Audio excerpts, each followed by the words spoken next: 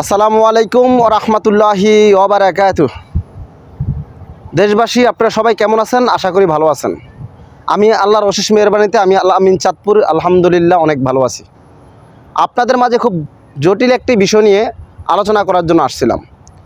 আমরা অনেক সাধনার পর, অনেক কষ্টের পর, প্রায় বিগত 15 বছর পর আমরা বিজয় একটি দেশ পেয়েছি, স্বাধীন একটি দেশ পেয়েছি। আমরা চাই এই দেশকে এক স্বৈরাচারীকে এই দেশ থেকে সরিয়ে আরেক স্বৈরাচারীকে আমরা বসাতে চাই না। তাই আমাদের ইসলামিক সরকার পেতে আমাদের কোনো বিকল্প নাই। তাই আমরা আপনাদের মতামতও জানতে চাই, আপনারা কোন সরকারকে দেখতে চান।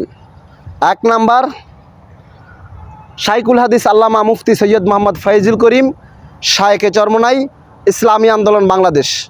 2 নাম্বার, আল্লামা মামুনুল হক সাহেব, হেফাজতে ইসলাম।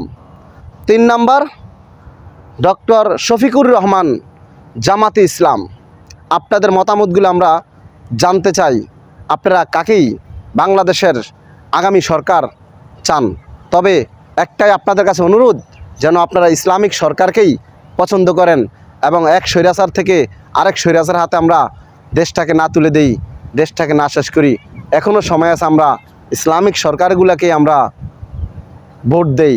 আসুন সবাই কমেন্ট বক্সে আপনাদের মতামতগুলা জানিয়ে যান।